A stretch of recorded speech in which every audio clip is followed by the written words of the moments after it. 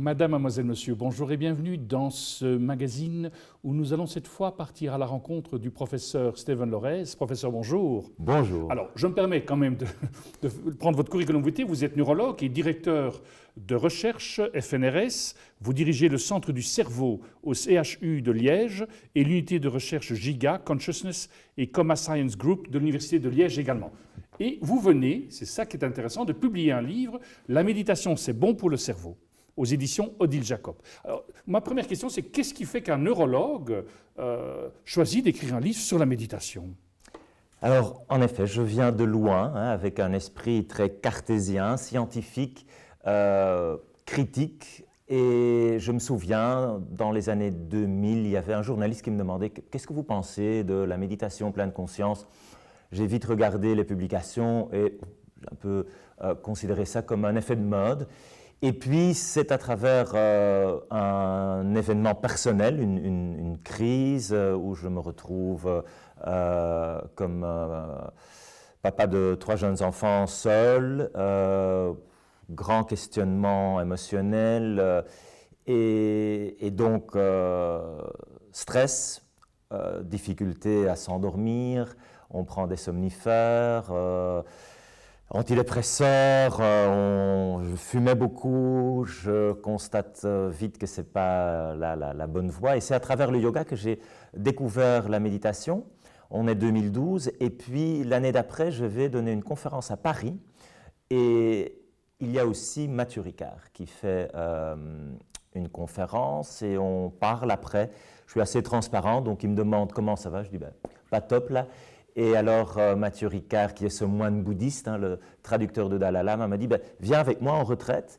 Et moi je lui dis ok, et toi viens chez nous à Liège, on va te mettre dans les machines, on va étudier ton cerveau. D'où la raison de sa présence sur la couverture. Tout à fait. Donc le livre, c'est un mélange de donc cette découverte personnelle et ce parcours et les études scientifiques, parce que là je reste quand même, voilà, je me réfère aux études.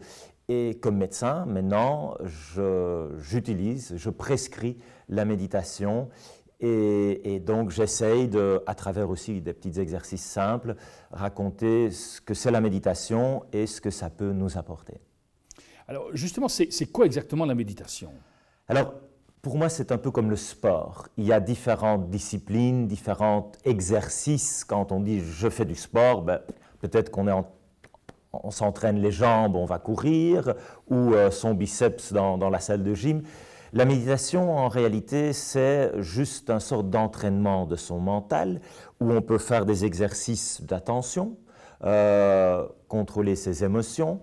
Et évidemment, comme médecin neurologue, j'ai appris à prescrire des médicaments.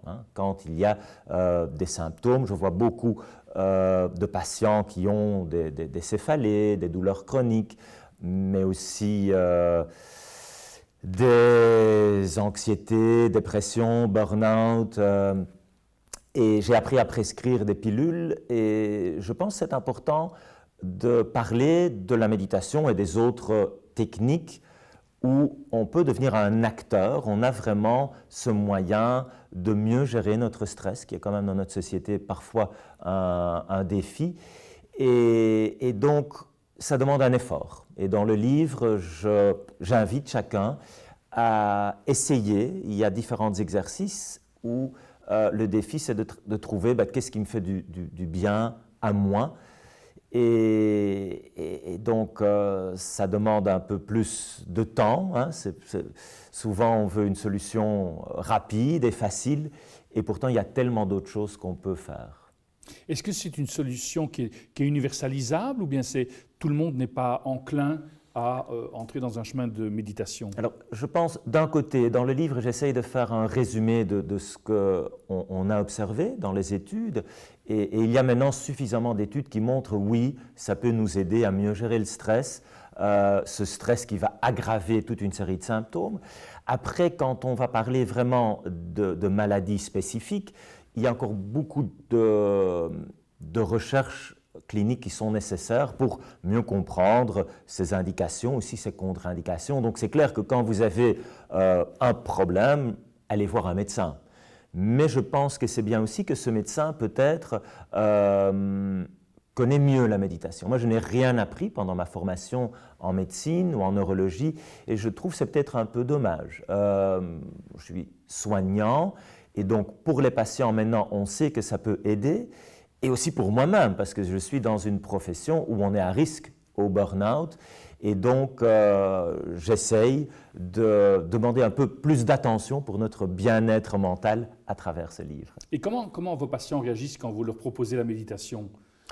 Alors, c'est clair que je ne vais pas l'imposer. Si vous dites « c'est pas pour moi, je suis trop nerveux » ou « ok ».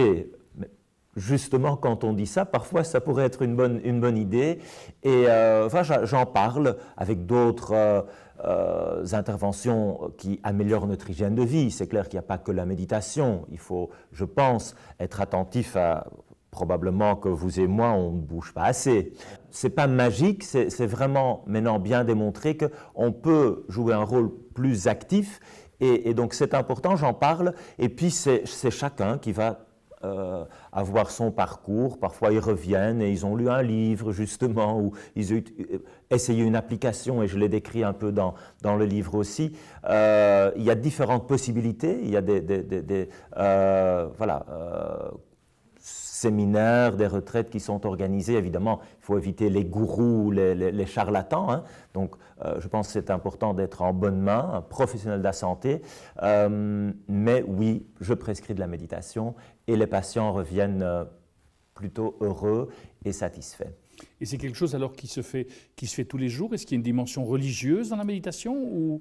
Alors, je pense qu'évidemment, il y a cette tradition qui est très ancienne, de cette vision hindoue puis bouddhiste, mais dans la tradition judéo-chrétienne, et je l'ai aussi découverte, il y a aussi ces mystiques, ces techniques de contemplation, mais on peut, et je pense que c'est très intéressant de voir que des cours de pleine conscience permettent quelque chose qui est, je dirais, vraiment un exercice, hein, où on a des entraînements d'attention, gérer ses émotions.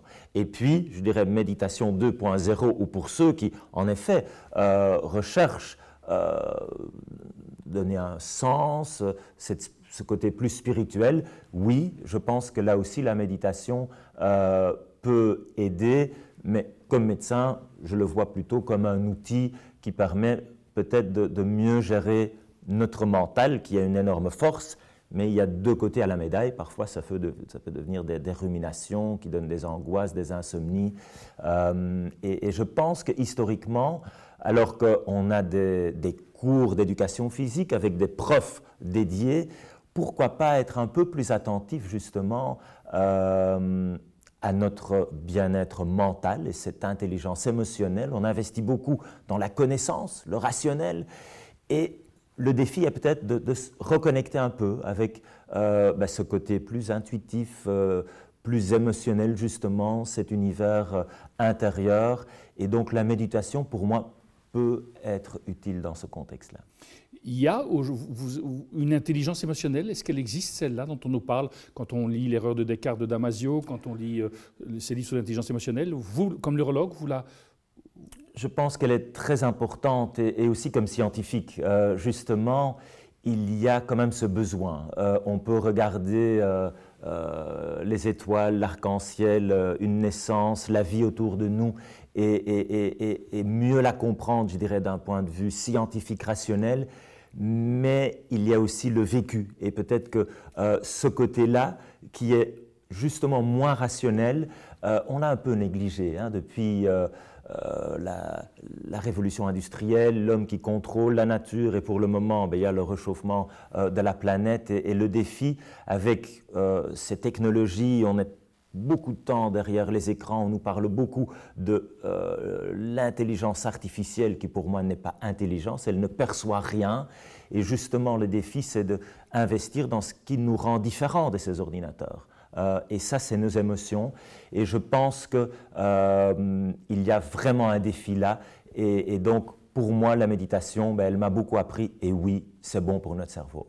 Nous aurons l'occasion d'y revenir parce que votre livre est justement très riche de tout cela, de cette expérience, lors d'un autre magazine. Nous arrivons déjà au terme de celui-ci. Merci de nous avoir accompagnés. Il ne me reste qu'à vous souhaiter une excellente journée. À très bientôt.